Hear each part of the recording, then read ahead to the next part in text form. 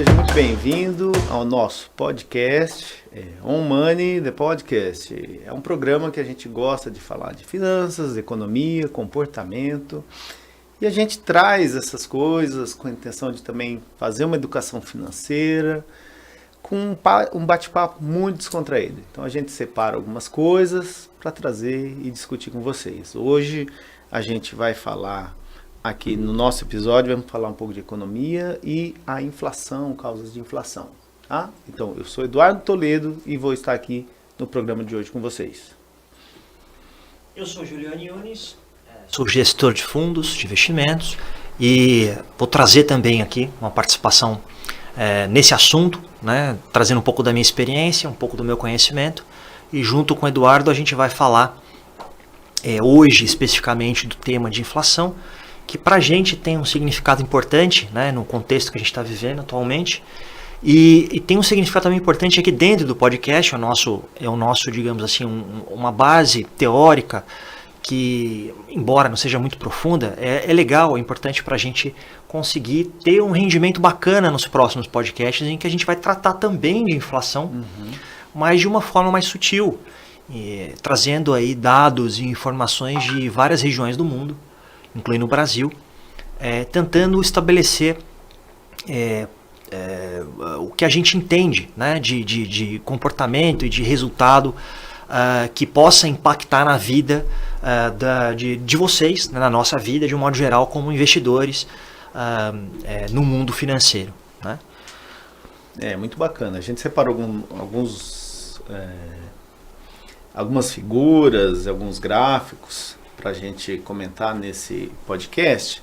E essa primeira imagem que a gente tem, né, a gente começa com a imagem de um Gol cara chata, que ele foi muito vendido, esse carro, entre os anos 80 até os anos 90. Né? Então, quando você pensa num carro desse tipo, ele era vendido em 1994, a gente tem na figura aí, né? Ele era vendido por R$ 7.240, né?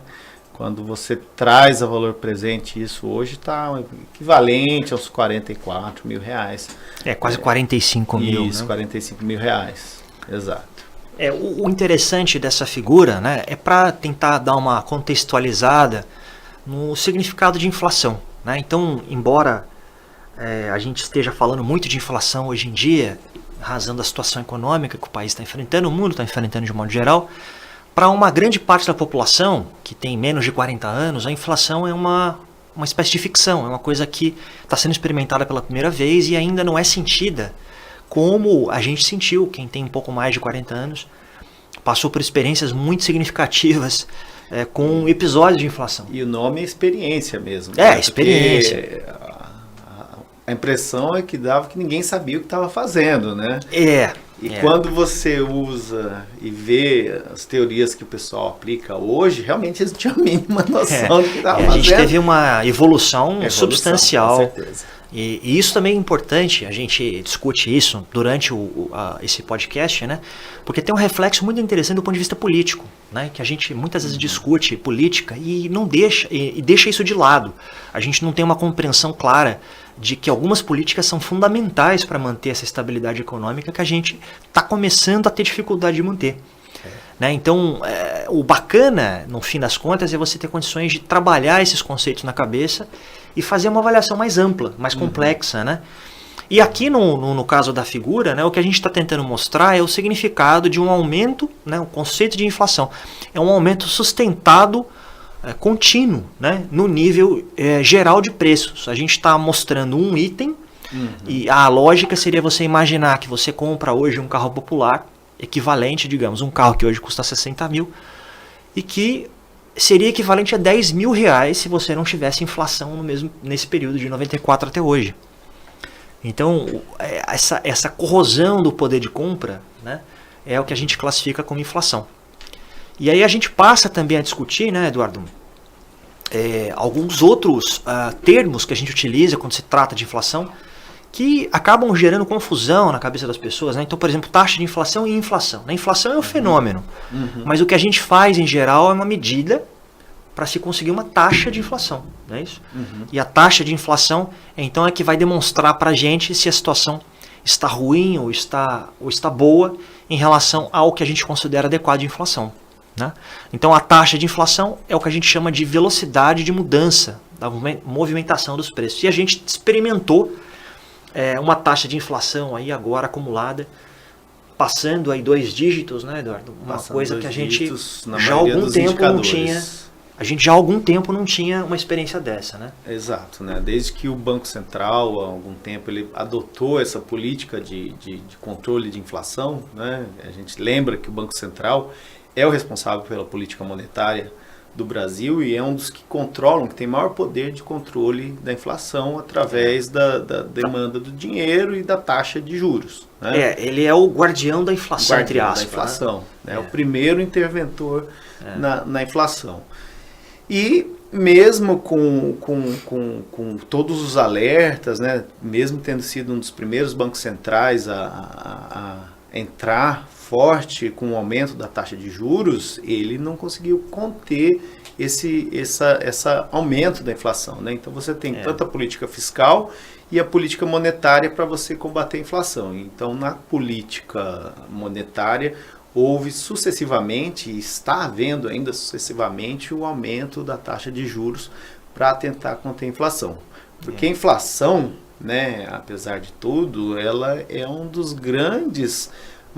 das grandes causas do empobrecimento da população mais vulnerável. Isso a gente vai perceber claramente, né, quando a gente observar que a taxa de inflação, que a gente fala de taxa de inflação, na verdade é uma taxa que é medida por um índice que corresponde a um nível médio de preços, né? E na prática, cada pessoa é sujeita a um nível de inflação e as pessoas mais vulneráveis são geralmente as de mais baixa renda. E o engraçado é isso, né? Cada pessoa, a gente chama assim, consome diferentes produtos, ela tem uma cesta própria de consumo, né? Então, para você chegar ao índice, você tenta pegar pessoas do mesmo nível e descobrir qual que é a cesta média, né? Isso aí você cria um índice através de uma cesta média. Mas é claro, né? Uma pessoa vai consumir mais leite ninho, que tiver mais criança, outra vai consumir mais café, que tiver mais gente na fase de trabalho, principalmente escritório, né? O café. Se você trabalha em casa, você não consome combustível do mesmo jeito, né? Exatamente. Que é um impacto muito forte hoje.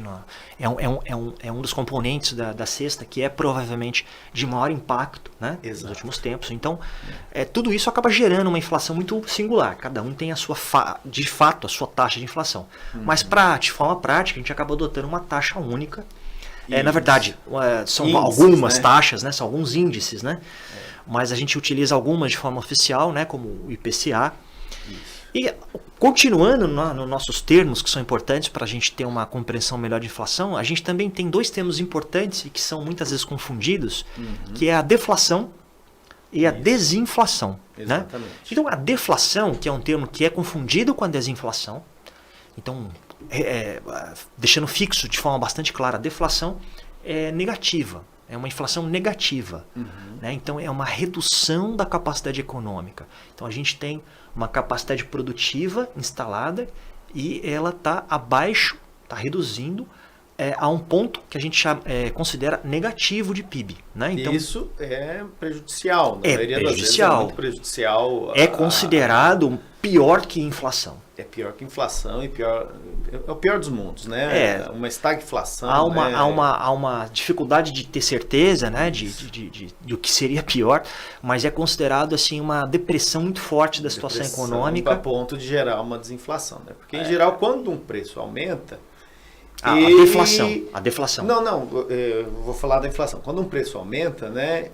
E aí ele aumentou acima da média do que todos os outros, da média suficiente para cumprir os custos do produtor, ele não abaixa imediatamente, ele espera. Né? Sim, então ele espera, memória. Ele deixa aquela memória, espera as outras coisas se equilibrar para depois ele voltar a aumentar. Né? Tanto que é uma das discussões, uma inércia, né? Tanto que é uma das discussões maiores com relação à política fiscal, quando é uma política fiscal que diminui os valores, né? O Brasil agora está com essas propostas da emenda à Constituição de diminuir a carga tributária em cima dos combustíveis. Os Estados Unidos está copiando também, né? Depois parece que está dando aula, que o Brasil está dando uma pequena aula ali. Parece que o Guedes, parece que o Guedes está fazendo, mas está fazendo escola.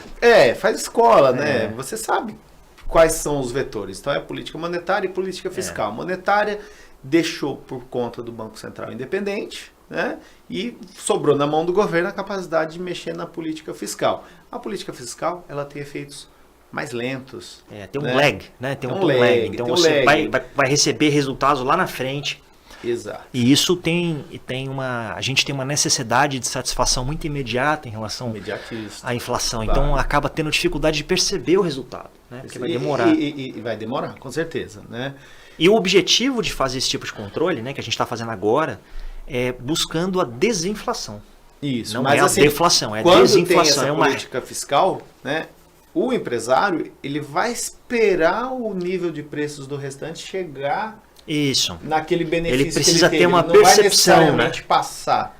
Ele precisa ter uma percepção de que a inflação está sendo controlada, e é uma forma está dele sendo criar reduzida. Uma gordura, né? Na produção dele, né? Mas a deflação é pior. É, ele não vê, tipo assim, vou vender e vou cair fora do país. Então ele não vê uma situação. Igual os ativos que tiveram que sair da Rússia, a Rússia hoje está enfrentando deflação. Né? Eu li anteontem, que a Rússia está enfrentando deflação em diversos produtos. Por quê? Todas aquelas multinacionais que estão lá, os caras falam assim, a gente não vai ficar mais aqui. É uma situação crítica. Isso gera deflação. Isso é objeto de um nosso próximo a gente podcast. Pretende falar né? isso, que a gente né? vai falar especificamente sobre a Rússia, que é um. E a gente fala muito ligando a esse ponto, que assim, as pessoas, né? O que as pessoas ali dentro da Rússia estão. Porque a gente pensa muito em Rússia, em Putin, mas essa deflação, as pessoas ali, o que elas estão experimentando? É isso daí. O pessoal pode achar bonito no curto prazo, mas a longo prazo ela pode estar medidas estruturais ocultas. Exato, né? É uma decadência da estrutura econômica, da estrutura produtiva. Né? E que a longo prazo é extremamente prejudicial. Né? Quer dizer, é um atraso para a sociedade assim, de décadas. Então é muito pesado. Né? E outro termo que é desinflação, né? Como a gente estava falando, a desinflação é aquilo que a gente está desejando hoje. Né? O que a gente quer é uma redução da aceleração da inflação. Exato. Então a gente deseja... Com taxa de juros também, né? Isso, especialmente com taxa de juros. Então o objetivo da desinflação, né, que a gente está vivendo hoje é chegar a uma taxa de juros que a gente considera adequada. Então, a gente não quer deflação, a gente não quer uma taxa negativa, a gente então quer alguma inflação que é considerada saudável. Né? E é em torno aí de 2 a 3%, é uma média mundial considerada razoável. No caso do Brasil, que é um país emergente, 3% é uma média considerada ideal e inclusive foi a média, o target, né? Foi o alvo escolhido pelo Banco Central agora recentemente. E o que acontece também é que a gente tem, nesses períodos de desinflação, né, a gente tem uma situação muito semelhante a muitos momentos que a gente já viveu no passado, que é um pico de inflação causado por algum tipo de crise. No nosso caso atual, o que a gente está vivendo é uma crise de oferta em relação à Covid, tanto em relação à Ucrânia e a questão da guerra na Europa, né? Que são dois vetores muito fortes que eles afetaram principalmente as cadeias de abastecimento. Isso. Né? A quebra das cadeias de abastecimento, então você tem problemas questões de carro não consegue ser produzido porque não tem microprocessador para colocar na linha de produção. Exatamente. Né? O pequeno produtor foi aquele que ele para, né? Ele fala assim, eu não sei como vai ser o dia da manhã, eu vou parar e vou esperar. E depois lá na ponta, até que chegar uma cadeia de produção muito longa e voltar ao pedido. Até tudo se organizar, porque você tem o primeiro momento em que esses produtores de vários insumos, eles pararam de funcionar por conta das paralisações que foram exigidas pela Covid. Você vê o dado da Anfávia de abril de 2020, você teve uma queda de 99% da produção de carros no Brasil. E isso... Quando você manda isso pro produtor, beleza. No mês seguinte ele recuperou, o pessoal juntou mais dinheiro, ficou com mais dinheiro até para comprar carro. Tanto que o carro disparou. O significado foi isso, né? Foi uma constrição de oferta e o preço. Mas quando essa cadeia dispara. passa esse recado entre as diversas linhas de suprimento, alguém capta um sinal e toma uma decisão que é eventualmente parar. Vou parar minha produção, vou mandar todo mundo embora e vou ver o que faz. Aí no dia seguinte o cara, ele já rompeu o contrato, ele recebe um pedido gigantesco. E agora para retomar essa produção? Cadê o estoque que eu não tenho para E aí você tem problemas tanto de estoque, né, de produto, quanto de mão de obra. Né? Mão de obra que a gente tem um problema também, em especial com a paralisação da Covid. Muita gente foi trabalhar em casa e muita gente não quer retornar ao trabalho. Né? Então é uma situação também bastante atípica. E aí o que a gente mostra agora na imagem 2 para você é um quadro, né, uma tabela em que a gente tem aí historicamente episódios de desinflação bem forte. Tem os da década de 70, 80, né, que teve o choque do petróleo. Se vocês olharem aí Estados Unidos e no final da tabela, Estados Unidos e Inglaterra, a gente consegue perceber exatamente aí, em 79 e 80, o efeito do choque do petróleo, né? Então que a gente teve ali um choque de preço de petróleo. E isso gerou houve uma mudança no paradigma social, a dívida externa do Brasil foi para estratosferas, né? Até o Brasil chamava de dívida eterna, né? O Brasil em especial sofreu de um modo muito singular, né? A gente pode explorar isso no próximo podcast, uma coisa de história econômica muito legal, um assunto de história econômica muito interessante. Porque tô falando en passant. Estudando isso, né, a gente entende melhor o que o Brasil né? E o que esperar dele. E aqui na nossa tabela, quando a gente olha aqui em 79 e 80, a gente vê uma taxa de inflação bastante alta aqui para Inglaterra e Estados Unidos, né? Que aparecem esses dois últimos. França. Todos eles acima de 2 dígitos, né? Aí você vê nos anos seguintes, 83 até 85, você já vê uma redução substancial. Uma desinflação. Uma desinflação. Né? Então eles conseguiram com choques, inclusive do Banco Central, colocando taxas de juros bem altas, eles conseguiram fazer com que a inflação recuasse a níveis civilizados. Civilizados, né? Adequados, que pudesse promover crescimento econômico sem estresse. Né? Sem estresse. E aí o que a gente consegue também identificar aí, se você prestar atenção, aí, por exemplo, na linha do Japão, a gente vai ver que em 99 o Japão tem um episódio de deflação, ali com menos 0,3. Né? A mesma coisa ali com a Suécia em 98. Aí em 98 e 99 a gente teve uma crise também, em 96 para 97, uma crise monetária mundial, com os chamados tigres asiáticos numa situação extremamente complexa. A gente teve a quebra da Rússia também, né?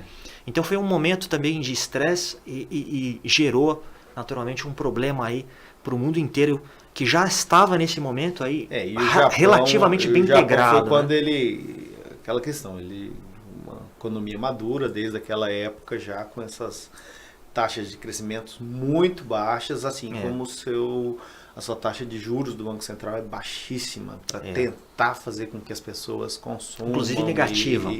Inclusive negativa. Porque até o meados dos anos 90, eles tinham na cultura japonesa de você trocar produto antes mesmo do fim da vida útil, né? Então, me lembro das reportagens brasileiros. As reportagens do lixo. Eu sou de uma região que muito brasileiro se mudava para o Japão. Os decassegues, né? E eles falavam, montei meu apartamento, fui lá no chão, montei meu apartamento com geladeira. Isso eu me lembro das reportagens, das pessoas pegando as coisas no lixo, assim, achava realmente muito diferente do que a gente experimentava. E aí, após aqui, esse choque, né, o japonês ele é muito disciplinado, alguém deve ter falado para eles economizar, diminuir o nível de consumo. Hoje eles têm um nível de consumo mesmo muito baixo. Os produtos japoneses são de qualidade, eles são duráveis, então a pessoa não fica trocando com frequência e tem que jogar para fora. E essa característica de poupança, né, é uma característica que parece comum a muitos povos asiáticos. Não é só no Japão. A China também incentiva fortemente o consumo. Né? A necessidade faz você... Eu acho que pode ser cultural, pode ser um elemento cultural também que está envolvido ali na história de que nada é para amanhã, né? Até a história da China, muito interessante, a gente vai tratar da China também nos próximos podcasts, a ideia de que as conquistas não são para amanhã, né? Então, Muito mais fácil essa quando você não é uma paciência. democracia, né? E quando você tem essa paciência já inserida na cultura, é natural que você tenha a capacidade de trabalhar com menor crédito, não necessite comprar tanto, né? Você se sinta mais suficiente com poucas coisas. Bom, e aí a gente fala também num próximo conceito que é muito importante, que é a hiperinflação. E a hiperinflação é definitivamente algo que a gente não deseja. A gente experimentou aqui no Brasil. Aqui na década de 80, começo dos anos 90. Exatamente. A gente vai ver uma tabela com esses dados que a gente vai poder enxergar. E aí a gente traz na imagem 3... A imagem, né? Essa imagem é muito emblemática. Isso aqui ficou para a história, né? Essa imagem 3 aí mostra pra gente um caso de hiperinflação emblemático que foi na Alemanha, que é um país desenvolvido, né? Sempre foi um país, desde a sua unificação, um país bastante evoluído em termos de estrutura. E essa imagem industrial. Mostra as crianças, né, com a tesoura, brincando com o dinheiro, porque o dinheiro não valia nada. Se imagine aí, você aí, ó, com uma tesoura cortando dólares. O pessoal falava que chegava com uma carriola de dinheiro para comprar um pão. Exatamente. Nas coisas, né? Então, isso é um retrato de uma época, né, de hiperinflação num país que usando na figura seguinte, né? A mulher usando o dinheiro para aquecer. Ela estava acendendo fogão ali, usando como fogão, lenha, dinheiro, né, entre aspas. Né? E até teve um dado aí que eu recebi ontem, que o papel higiênico custa 2.300.000 bolívares, né, na Venezuela, né? Eu acho que é mais fácil usar o dinheiro do que comprar o papel, né? É muito provável. O papel está muito caro. O único problema é a higiene, né? Lavar o dinheiro. Mas é uma realidade, assim, realmente muito... eu acho que tem um lance, assim... de conto de fadas, né? Um negócio que parece uma coisa muito louca, né? Você imaginar que você vai queimar dinheiro ou usar como papel higiênico, né? É uma situação tão crítica. Porque a questão, o dinheiro, ele é confiança, né? Então, quando você corre isso, significa a sociedade dizer, olha, governo, não confia em ti. E a gente passou muito por isso. Passamos, ninguém confiava no governo e tinha que estar remarcando os preços, Exato. A pessoa recebia e a gente vai ver isso direto para o mercado. A gente tem um vídeo muito legal para mostrar isso para vocês. Na imagem 5, ia falar. Na imagem 5, né, Eduardo, a gente tem aí uma interessante observação de como que a inflação, como é que a hiperinflação acontece, né? É um negócio extremamente interessante, em pouquíssimo tempo, né? Muito pouco tempo. Você vê aí, em torno de 22 até 23, coisa de 3 anos, 2 para 3 anos, você vê um salto estúpido da inflação. Então Aqui, para quem não está acostumado, isso aí é uma escala logarítmica. Né? Se você fosse colocar mesmo numa escala... Ela não caberia no papel. Não caberia. Você não conseguiria ver direito. Não conseguiria ver a distorção. Né? Então, só para vocês terem ideia aí, isso aí tem 10 zeros, né? E essa situação de hiperinflação é muito interessante do ponto de vista histórico, né? Porque é uma Alemanha que saiu da Primeira Guerra, perdeu a Primeira Guerra, então estava já fragilizada e recebeu muitas sanções, né? Obrigações de pós-guerra, que também criaram muitos problemas para a estrutura econômica, para a estrutura produtiva alemã, e também contribuiu provavelmente para esse caso de hiperinflação. Futuramente dobrou para uma segunda guerra. Futuramente para o crescimento de Hitler, num ambiente bastante interessante para alguém que queria resolver a situação, né? Queria o ressentimento, né, que a gente vê também na Rússia hoje. Né? E embora tenha sido um evento lá da década de 20, não foi um evento único. A gente tem agora no Zimbábue, bem mais recente, na imagem 6, né, a gente mostra... 2009, né, 2008. Bem mais recente, né? Chegou a valores estratosféricos. Chegou a inflação oficial de 2% ao ano, a extraoficial 9 milhões. Como é que você analisa isso? E aí o pessoal começa a usar o quê? Eles usam muito Bitcoin no Zimbábue. Usam criptomoeda ou uma moeda, uma stablecoin, né, como o USDT. Quando as criptomoedas elas não eram tão competitivas, você tinha um ágio muito grande do Bitcoin dentro do Zimbábue. O cara pagava o dobro do 2009, preço, né? Você imagina, era o comecinho do Bitcoin. Naquela época não usava o Bitcoin. Né? Então... Eles suspenderam acontece quando você não tem uma moeda confiável, né? Então Você tem que achar uma outra, né? outra para substituir. No caso do As pessoas Brasil, substituem. aqui a gente tinha dólar, né? A gente usava, Dólar no câmbio negro. trocava dólar, né? As pessoas negociavam apartamentos em Isso, dólar, em carros em dólar, Eu, quando era para ter uma criança, estabilidade de preço, né? Quando eu era criança, meu pai era matemático, ele me ensinou a pensar em dólar. É. Né? Então ele falava, A gente salário importava é tantos dólares, a estabilidade isso americana. custa tantos dólares. É. A televisão noticiava a taxa de dólar no câmbio negro. Então era aquilo que a gente tinha que trocar É realmente muito doido, para né? carregar. A gente já passou cada coisa né? maluca. E aí você não coloca o dólar no banco, você coloca o dólar debaixo do colchão. É, E é um você risco não- muito grande, né? Você não tem como, não tinha como colocar no banco mesmo, era isso mesmo, muito risco. E o Zimbábue, aí, nessa figura aí dessa criança carregando esse monte de dinheiro, né? O Zimbábue chegou a inflação de quase 100% ao dia. Você imagina, então você vai comprar um litro de leite, E o próprio reais, governo suspendeu a circulação do dólar zimbabueano, né? É. E aí na rua o pessoal usa o dólar dos Estados Unidos, a libra, o rand sul-africano, que é uma moeda que é muito parecida com o Brasil em termos de volatilidade e taxas de juros, né? E o euro também, né? Então o Zimbábue ele passa por isso de não ter uma moeda, assim como o governo do Panamá tem a moeda dele atrelada ao dólar, o governo do Equador usa o dólar, vários países assim, por não terem a confiabilidade, o governo não ter a confiabilidade da população esperar, esse governo vai controlar a emissão de moeda, não vai gerar uma porque isso inflação. não é simples, né? Isso não é parece fácil de fazer, mas não é. Não é ciência exata, não. Então você importa uma credibilidade quando você importa uma moeda. Exato. Né? Então você faz um. Isso a gente pode tratar também num próximo podcast quando a gente falar um pouco disso, né? De como que a gente trata câmbio ao redor do mundo. Agora né? tem 2 vídeos bem legais aí, né? Pra gente dar uma olhada, né? Esse é um pouco da nossa história, né? Do que a gente viveu no Brasil e que tem um papel especial aqui, na minha opinião, porque a gente está vivendo um momento de inflação. Então eu acho que é legal falar sobre isso e é bacana para quem não tem essa experiência do que a gente viveu perceber que algumas escolhas são extremamente perigosas, né? Escolhas políticas. Então eu escuto alguns candidatos à presidência falando sobre teto de gastos, que vai eliminar o teto de gastos. A gente não tem noção do que significa isso se a gente não olha para trás. Então, ver o que o Brasil era na década de 80, que não tinha teto de gastos, não tinha controle fiscal.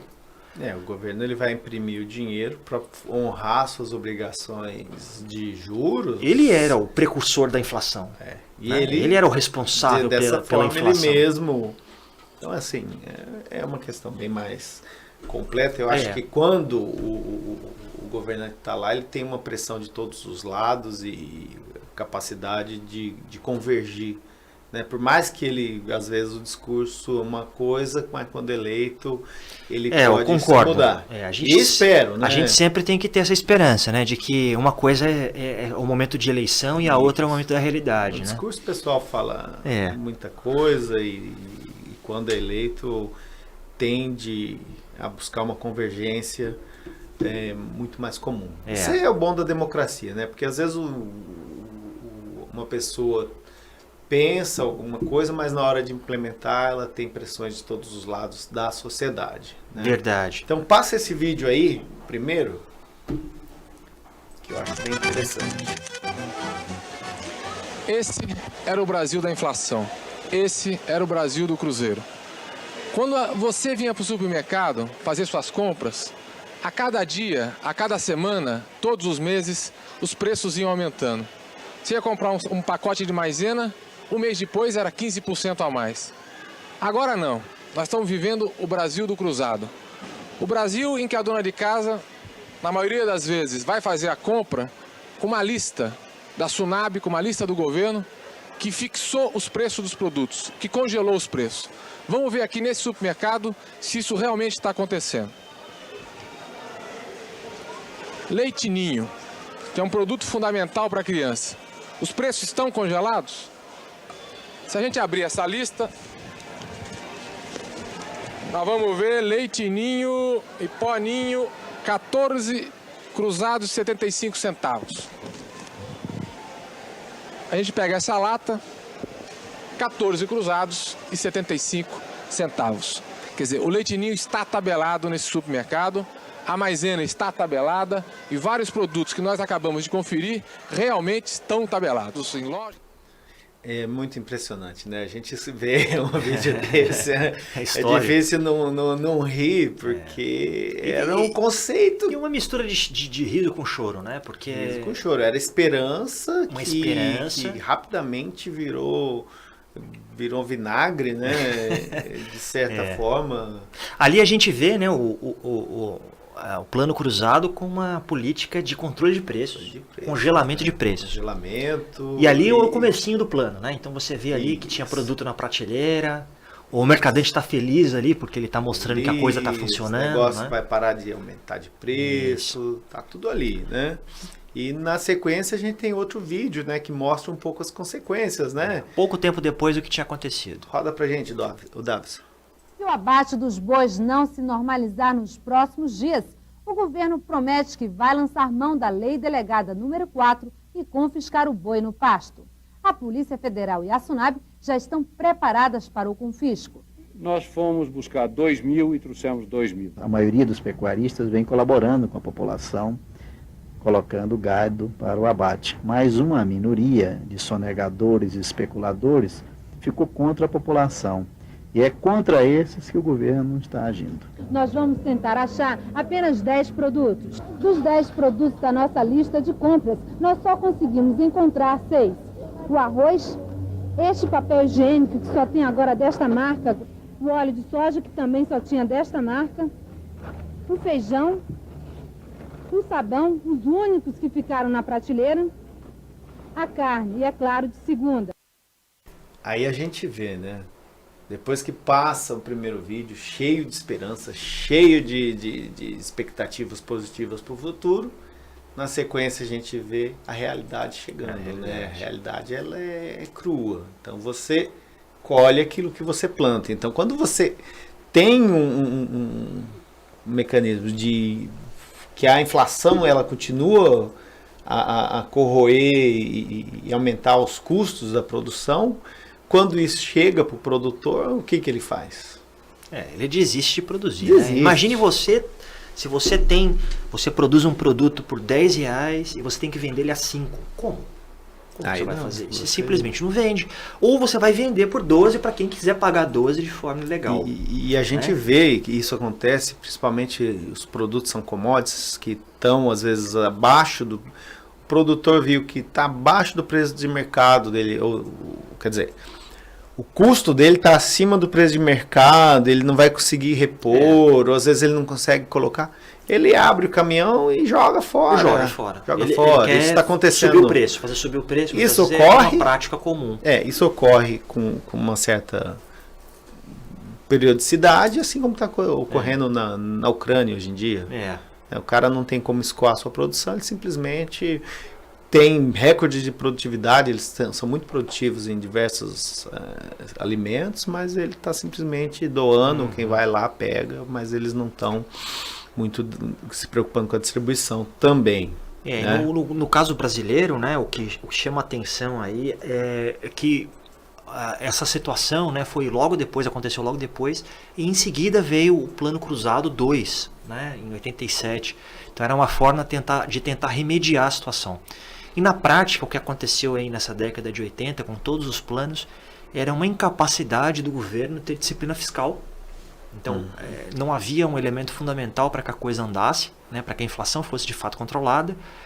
E você tinha também ali uma situação muito drástica de políticas, né, políticas drásticas, como controle de preços, choques do dia para a noite em relação a mudanças, né, de legislação, pode isso, não pode, e tudo isso gerava nas pessoas uma ansiedade, uma dificuldade de lidar com tudo aquilo. Né? As expectativas não eram levadas em conta. Dificuldade de fazer poupança, de poupar. Tudo, né? Então as pessoas começavam a confiar em outras moedas, o que a gente estava falando um pouco antes, né? Então na década de 90 já havia essa concepção de que você poderia guardar dinheiro com dólar, com linha telefônica, com carro usado, Linha telefônica. né? Com carro usado e com imóvel. Qualquer bem material, né? Qualquer bem material. Inclusive carro usado, que a gente sabe que de fato não é algo que deve valorizar. A gente tem essa tabela de inflação, né, na figura E aí. a nossa imagem 7, Né, Nelson, na figura a gente tem a inflação acumulada nos anos 80 até 90, né? Então, quando 80 houve o choque do petróleo e a gente viu nas economias desenvolvidas inflações de 2 dígitos, aqui a gente vê inflações chegando beirando os 3 dígitos, né? Lembrando que aí, de repente, não tem os 3 dígitos, porque na época era comum o expurgo, né? O expurgo é você falar assim, não, esse produto saiu da média, tira ele da conta. É um outlier, né? Né? E por incrível que pareça, eles ainda fazem isso no CPI, na conta do CPI, a questão do expurgo. Hoje não se faz no Brasil. Tem o core expurgo, headline, né? também, né? Eles fazem uma diferença para tentar identificar o que é responsável por tal coisa. Isso. E a gente está também aqui falando de 2 modelos, né? O IPCA e o INPC são 2 índices. A gente vai falar um pouquinho sobre eles mais tarde. E a gente pode também, se a gente usar um outro índice, de repente conseguir outro valor, né? Claro, cada índice vai trazer um valor, com tem certeza. A sua própria cesta e metodologia de cálculo, né? Isso. E você vê que no final dos anos 80, né, logo depois dos 2 choques, né, de 85 foi o plano cruzado. 86, o plano né, cruzado. 86, ele controla um pouquinho, cruzado. você vê que de 242 a gente cai para 79, mas no ano seguinte a gente já supera o ano de 85. 87 já vai para 363. Isso. E só cresce, né? Até 1990, chegando a 1.620%. E as revistas, elas colocavam aqueles dragões nas capas, né? A inflação era um dragão, né? A receita é um leão. Isso. De um lado o leão, do outro lado é o dragão. Dragão, né? E impressionante. Hoje o pessoal vê uma lagartixa, né? A inflação perto do dragão que ela já foi. Porque ela realmente, ela punha... Era você receber o dinheiro, aquilo que você não comprasse naquele dia, você recebia o sopro do dragão, ele virava pó na tua mão. E não havia o que fazer, você tinha que realmente consumir. Então o pessoal a colocava era muito ruim, né? Tinha formas de investimento chamado overnight, né? Do dia para noite. Pessoas chegavam a ganhar 3% ao dia, né? Coisa que a gente, a começo desse ano, no final do ano passado, estava com a taxa de 2% ao ano, a gente chegou a taxas incríveis de 3% ao dia, né? No overnight. E aí a gente tem uma outra situação também interessante relativa à inflação, que é a estagflação. Já devem ter ouvido, a gente acho que ouviu muito isso na época da Dilma, né? Eu acho que eu lembro muito Eu lembro muito disso na época do Collor. Né? Sim, mas Collor, eu acho que na memória recente, que as pessoas lembram mais, eu acho que na Dilma, no Collor teve também, e a gente tem hoje... o confisco da poupança na época do dólar, né? Aí, aí uma outra situação também que merece um podcast único. E o que é a estagflação? Tanto né? que depois daquilo... puseram na Constituição a proibição de fazer esse tipo de confisco da poupança das pessoas, né? Foi uma coisa tão surreal e absurda em termos do... É aquela coisa, o Brasil né? é cheio de situações assim Você surreais. sempre vai encontrar um economista disposto a bancar o sonho ou a ideia surreal de qualquer político. Sempre vai achar um economista que ele vai falar realmente essa fórmula funciona e vai pôr para executar, e aí a gente vê que não funciona sempre, né? A teoria, infelizmente, economia acho que talvez seja um dos piores campos entre ligação entre teoria e prática, né? Teoria é uma coisa, a prática é outra. A gente inclusive vai ter um podcast muito interessante, a gente vai falar um pouco sobre câmbio, e a gente tem uma série de teorias que tentam explicar o câmbio, e na prática quase nenhuma funciona. É muito interessante, você estuda algo que não funciona, mas você precisa entender o que pode explicar aquele fenômeno de câmbio, né? E em relação à estagflação, né, o que é importante a gente saber é que é um cenário em que a gente tem inflação alta, a gente tem uma estagnação econômica, né? A gente não tem um crescimento efetivo da economia, alto desemprego, e muitas vezes um alto desemprego associado, né?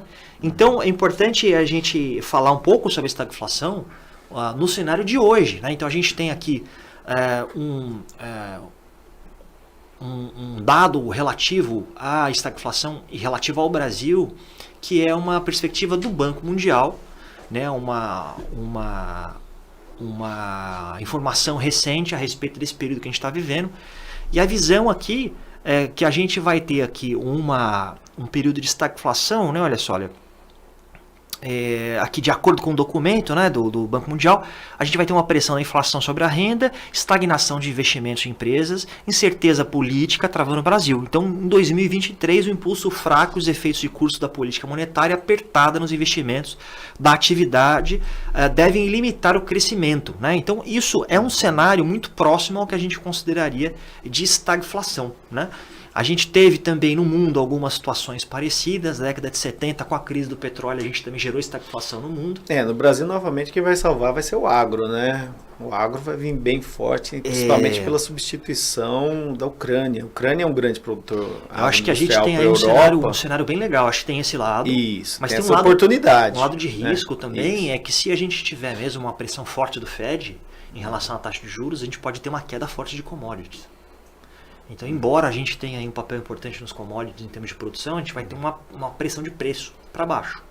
A gente já sentiu isso esses dias aí com as ações da Vale, né, que já caíram, cederam relativamente, foi uma queda razoável aí, e em decorrência dessa posição do Fed, que veio e disse, né, que vai controlar a inflação a qualquer custo. Então foi uma posição que ninguém esperava ouvir, né?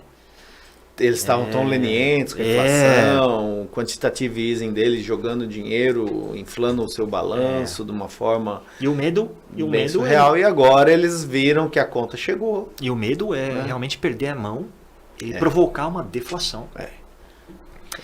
Então, continuando no nosso papo sobre inflação, a gente vai falar um pouquinho de forma rápida e bem sintética para que vocês tenham uma noção mais clara do que é uma medida de inflação, que é o que a gente de fato utiliza para fazer comparações, né? Então a gente utiliza no Brasil o que a gente chama, no mundo também, né? A gente usa o que a gente chama de índice de preço, que é uma representação de uma cesta, né? Como o Eduardo estava falando. Representar um orçamento familiar. Familiar. Então é aquilo que você consome. Então imagine que na sua casa lá você consome lá por mês 5 litros de leite, 2 sacos de feijão. Isso carne, vai compor, arroz, tudo que compõe. Isso vai compor uma cesta. E a gente tem então um exemplo interessante para a gente entender como é composto aqui na nossa imagem 8. Na nossa imagem 8 que a gente montou para vocês, a gente tem uma cesta de consumo. A gente fez um exemplo bem simples aqui com 2 produtos, arroz e gasolina, que deve fazer parte da cesta de quase todo brasileiro. E a gente tem aí uma exemplificação de mudança, de alteração de preço em 2 meses, janeiro e fevereiro. Então o que a gente tem aí, por exemplo, o arroz, né? A gente consumia na cesta 50 quilos em janeiro e a gente pagava R$ 3,20. Quando a gente passa para fevereiro, a gente aumentou o nosso consumo de arroz e passou o preço a ser R$ 3,76. Né? E aqui no caso da gasolina, a gente consumia 70 litros a R$ 3,80 e passou a 60 litros, a gente reduziu um pouco o consumo, foi para R$ 4,50 o preço. Né? Então, como é que a gente faz essa medição do ponto de vista da metodologia que é utilizada no Brasil, por exemplo, para o IPCA? A gente vai fazer essa conta do jeito que a gente tem aí. A gente vai fazer primeiro o valor da cesta em janeiro, fazendo a multiplicação da quantidade pelo preço e fazendo uma ponderação. E a gente chega aqui, o nosso preço da nossa cesta em janeiro de 2019 foi de R$ 426. Já em fevereiro de 2019, a gente vai fazer uma conta mantendo as quantidades iniciais de janeiro. A gente não altera as quantidades, porque a gente faz uma análise de inflação do passado. Na verdade, o que a gente está olhando é o passado. Foi uma alteração que já ocorreu. Então, a gente não tem como saber essa alteração real que aconteceu em fevereiro.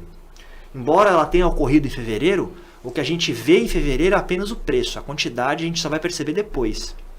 Então, o que a gente faz, no caso do IPCA, a gente mantém essa quantidade, calcula em fevereiro com um novo preço. Então, vamos ter ali uma conta que vai finalizar em R$ 458.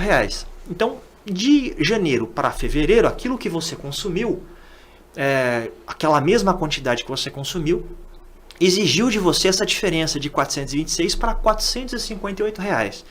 E na prática, quando a gente inicia o índice de preço, a gente começa com 100 e fazendo essa conta de diferença, né, de 458 dividido pelo 426 vezes 100, a gente vai chegar a 107,51, que seria o equivalente ao índice. E em percentual, né, dividido por 100 menos 1, a gente chega a 7,51%. Então, essa lógica, né, de cálculo é o que a gente utiliza toda vez que a gente faz um cálculo de IPCA.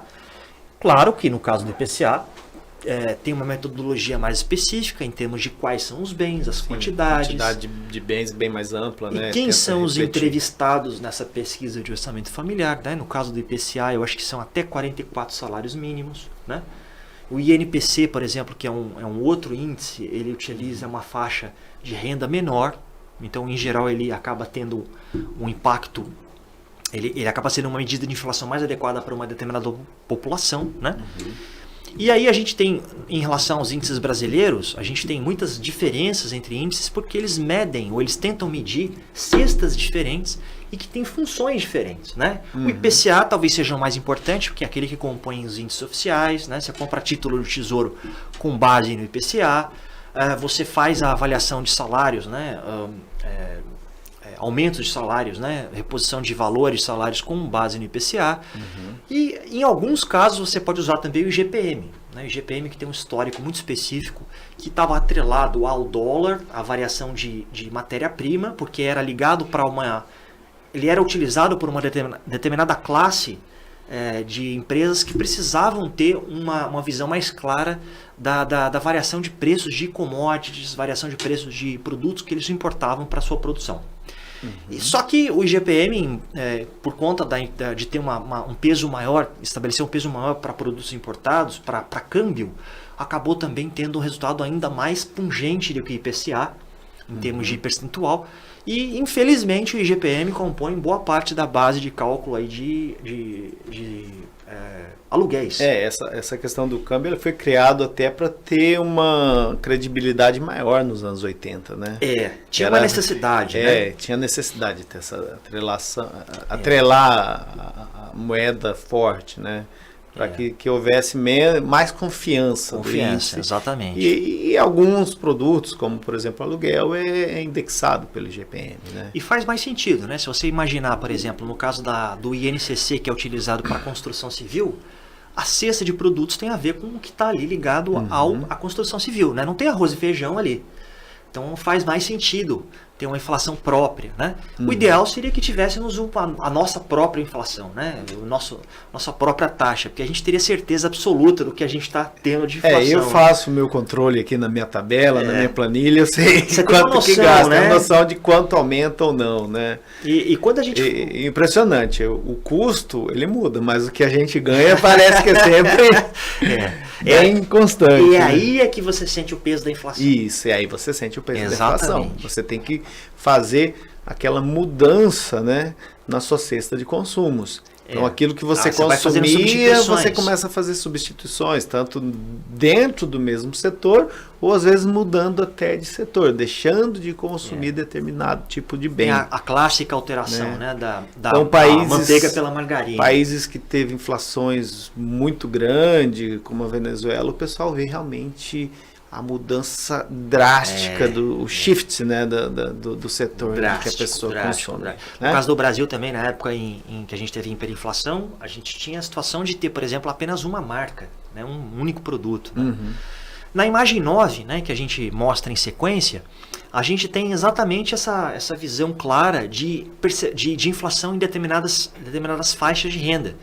Então aqui a gente tem algumas informações, tá em inglês, porque é um dado que a gente traz dos Estados Unidos, mostrando que o CPI, né, que é a medida de inflação comum nos Estados Unidos, no caso de lowest income households, né, que é aquele grupo de mais baixa renda, ele chegou a 7,2%, enquanto para famílias de mais alta renda ficou em 6,6%. Então a gente vê aí também um outro lado mais perverso ainda da inflação, né? E isso não necessariamente vai ser regra sempre, porque às vezes você tem uma inflação de serviços maior do que uma inflação de produtos, né? Em especial o caso da classe média brasileira, né? Que ela às vezes sofre mais porque ela tem uma cesta de serviços maior. Né? Então isso é muito específico e do momento, né? Exato. E também com a variação da situação, por exemplo, agora com a variação da Covid, a gente tem uma mudança forte na cesta, né? Então, você pode ter uma representação muito diferente, né? Se você, por exemplo, passou a trabalhar em casa, você não tem mais aquele custo de combustível. Isso muda muito. Então, foi um dos grandes fatores de inflação, foi a alta de combustíveis, né? Lembrando que o combustível, né, quando você analisa a macroeconomia, ele compõe o preço de quase tudo. É direto e indireto. Preço direto e indireto praticamente de tudo, né? E falando sobre combustíveis, né, a gente estava falando a respeito da situação econômica atual, né? A gente tem aí picos de inflação.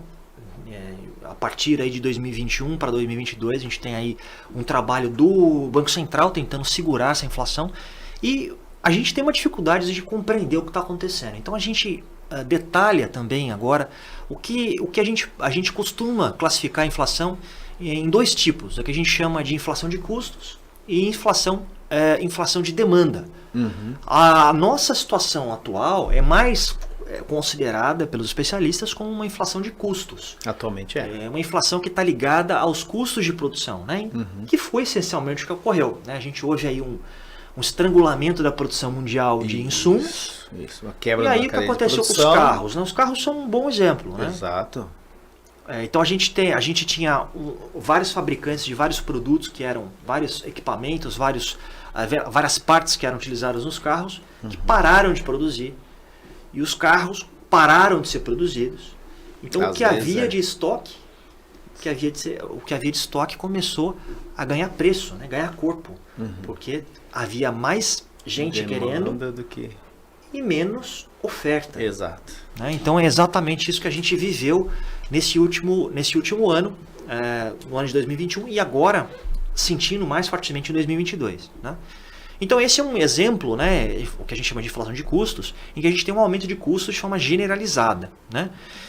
E no caso da inflação da demanda, a gente tem uma situação em que a gente tem um crescimento de demanda. Então a gente não tem efetivamente um problema de oferta, a oferta está ok, mas de repente você tem uma explosão de demanda. Né? No nosso caso da Covid, o que a gente tinha era uma pressão sobre a oferta. A oferta está se estabilizando, né? E a gente tem também um problema que talvez tenha um lado da demanda, da inflação de demanda, com os auxílios que foram dados no mundo inteiro em relação à Covid. Isso. Os auxílios monetários que foram dados. Né? Então, importantes, né? Importantes, mas que geram pressão de demanda. Uma pressão, com né? certeza. E provavelmente isso também compôs aí parte da inflação que a gente tem. Isso. Né? E interessante notar que, independente se é de custo ou de demanda, ela acaba tendo um efeito sobre uma pressão sobre a renda, né? Então vai ter uma pressão de sindicatos, de classes por aumento na massa salarial, né? Então você começa a sentir o que a gente estava falando, a gente começa a sentir o efeito da perda da capacidade de compra. Naturalmente o que você vai fazer é pedir aumento, né? Pedir dissídio, pedir aumento. Exatamente. E aí o que acontece na inflação de demanda, um sinal bastante interessante é exatamente essa requisição de maiores salários. Né? Então, a demanda por maiores salários. E aí o que acontece na prática, aconteceu muito na prática, né? A gente vai mostrar também um gráfico, uma imagem muito interessante. Isso a gente tem uma imagem interessante num outro podcast que a gente vai mostrar, que é os sindicatos no Brasil na década de 80, em que a gente tinha greves gigantescas, né, de milhares de trabalhadores, paralisações enormes, e já exatamente em razão da inflação que ocorria. Né? E no caso aqui da inflação de custos, em especial, o que a gente tem sofrido em relação aos salários e que a gente também não tinha experimentado pelo mundo, é um crescente aumento dos sindicatos. No caso dos Estados Unidos, a gente está vendo uma formação das unions, né? Exatamente. Continuamente, né? Então, inclusive a primeira loja da Apple, né, houve uma votação dos funcionários de uma loja da Apple em determinada localidade que eles resolveram se sindicalizar. Aqui nos Estados Unidos não é muito comum, né? Estava vendo esses dados, em torno de 12, 13% percentual de trabalhadores que são sindicalizados nos Estados Unidos, né? Que é o oposto da Bélgica, da França, que é acima de 95%. Né? E aqui no Brasil a gente vai e volta com essa questão, né? A gente teve um período da década de 80 em que os sindicatos tinham muita força, né? A gente teve vários candidatos, o próprio Lula veio desse mundo, né, dos sindicatos. O Mercadante, que estava no vídeo, né, ele era da CUT. Sim, estava com a camisa da CUT, né? Exatamente. Então, é uma herança que a gente tem aí dos anos 80. E a nossa percepção é que parece que o mundo está experimentando uma coisa parecida. A gente vai falar um pouco sobre isso num outro podcast. A gente tem algumas greves que estão acontecendo na Europa. E a gente pode, eventualmente, ter isso aqui no Brasil. A gente, inclusive, tem um efeito de greve aqui no Brasil, que a gente vai mostrar no final do nosso podcast agora, algo sobre expectativa de inflação, em que a gente tem um sistema de expectativa de inflação, que é o relatório Focus, que deixou de ser produzido por conta da greve dos funcionários do Banco Central. Desde abril não tem mais a divulgação do relatório Focus. A gente está experimentando um dos efeitos graves. Eles não estão em greve, mas isso aí é uma forma de protesto. Né? Formas de protesto. Então ele deixa de cumprir com um relatório que o mercado comumente espera. Do Banco mercado Central. na verdade, o Focus é uma agregação, né? Ele agrega expectativas, a gente vai falar um pouco sobre isso. E a gente, para continuar, né, o nosso papo sobre inflação, a gente mostra para vocês também agora o gráfico 10. O gráfico 10 é muito interessante, que mostra um modo de você analisar a inflação de forma muito, muito simples, assim, que é o corte de cabelo. Chamado corte de cabelo. Um item único, né? Só para ter noção. E por que ele é considerado um item interessante de análise? Porque não tem, é o tipo de item que não tem input. Né? Você não tem produtos envolvidos. Então, você considera exatamente o custo do serviço. Que é talvez o último que chega ali, é a ponta da linha. Né? Então, tudo que subiu antes chega lá na ponta do cabeleireiro, que vai então perceber que ele vai ter que aumentar ali o corte de cabelo. E a gente mostra aqui no gráfico, a gente vê uma ascensão substancial aí, olha, de 2020 aqui no período da Covid, né, da Covid para frente a gente tem um pico, a gente tem um vale ali na época da Covid, que a gente teve uma redução dos serviços, e em seguida subiu de 4 para 6. Aqui é um exemplo, né, de 4 para 6%, um aumento bastante significativo no caso americano. E provavelmente, se você foi cortar o cabelo ultimamente, também deve ter percebido isso. A gente também já está sentindo o corte de cabelo. Também. O bacana também desse modo de você avaliar a inflação é que o corte de cabelo tem a mesma natureza em qualquer lugar do mundo. Né? É um serviço igualzinho em qualquer lugar do mundo. Tirando na Coreia do Norte, né? Que você tem os cortes proibidos e os permitidos. É, isso mesmo. E para a gente finalizar nosso podcast, a gente vai falar um pouco sobre essa mudança do Banco Central, que a gente acha muito, muito importante saber e entender, para a gente saber como lidar com o que a gente ouve do Banco Central, que era, quando a gente falou do plano cruzado, a gente tinha choques fortes, né? Situações políticas que a gente chama de heterodoxas, né? Que são muito pesadas, que acabam criando problemas que não são previstos ali, né? Efeitos colaterais que são muito pesados. Exato. A gente mudou isso a partir de 2001 para um sistema que a gente chama de expectativas. De meta de inflação.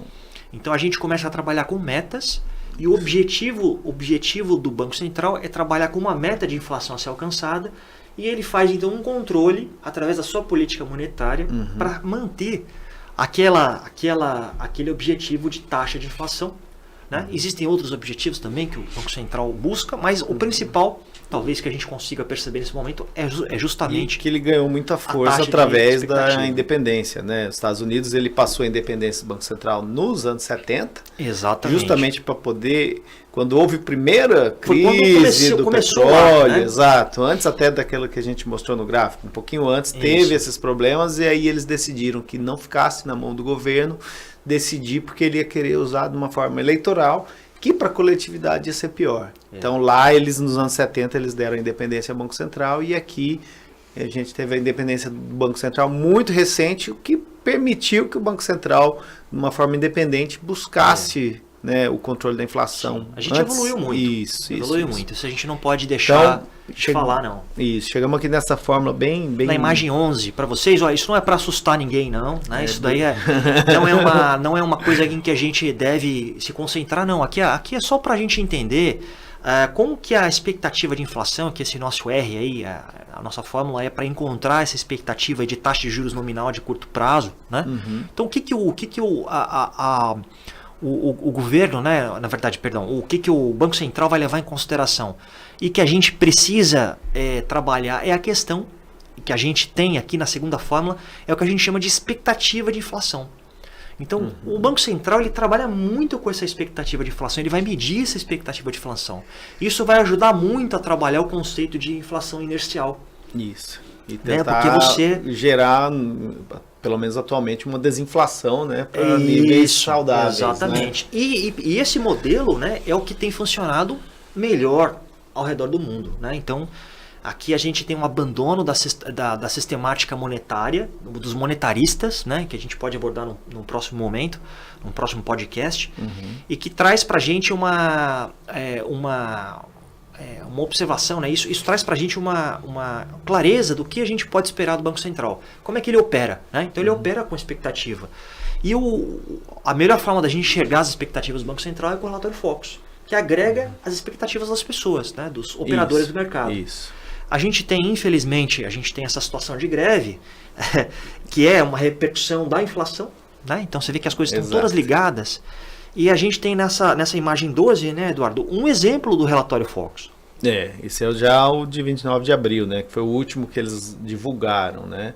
Apesar deles continuarem se reunindo, o comitê do Copom, CMN, todos se reúnem sempre e fazem isso, né, mas o relatório não vem pronto para a coletividade, que a gente fica ansioso para poder analisar. A gente perde muito com essa falta de transparência, porque a gente não tem... Porque efetivamente, né, o que a gente faz, né, como operador financeiro, como investidor, é tentar avaliar o que vai acontecer. E quando você não tem esse dado, isso aumenta o teu risco. Exatamente. Você vai aumentar suas taxas de desconto, né? Esse é o grande problema de toda essa estrutura, quando você não tem expectativas. E aí o preço das coisas aumentam, você que é um produtor, e os preços que você vai oferecer para comprar diminui. Exatamente. Também, né? Especialmente na questão do mercado de capitais. Exatamente.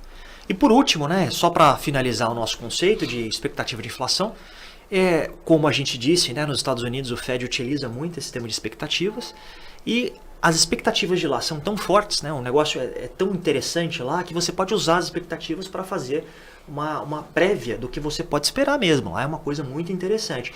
E o que aconteceu mais recentemente foi uma posição... E o Brasil está encaminhando nesse sentido também, né? Ainda bem que de uma forma... Já está bem melhor do que racionalizando. Isso, sem dúvida. A qualidade também da gestão. A qualidade da gestão. Os funcionários estão em uma qualificação muito grande, né? E vai melhorando. É isso daí. Né? Então, a gente fez aí um apanhado de informações sobre inflação. A gente espera que não tenha ficado um negócio muito massivo, muito pesado, aí, maçante, né? Para não ficar uma coisa chata para vocês. Mas a ideia é criar um papo descontraído. Isso. Com um fundo de qualidade aí para você ter condições de analisar cenários, ter condições de discutir políticas, né? Inclusive para que você tenha uma decisão melhor aí nas próximas eleições e entenda o que cada político, né? Cada candidato, o que ele fala, o que ele falar, né, as propostas, vai ter uma capacidade de avaliação melhor, né? Avaliar se é factível, se não é, e se for factível ou realizável, quais as consequências que isso pode trazer ou não. Exatamente. Então a gente espera que você tenha gostado. Esse foi o nosso especial de inflação. E se você tiver uma dúvida, sugestão, crítica, mande um e-mail para nós no onmoneycast@gmail.com. Eu vou ficando por aqui. Muito obrigado, Juliano. Até a próxima. Até a próxima. Espero vocês aí no nosso próximo podcast. Um abraço.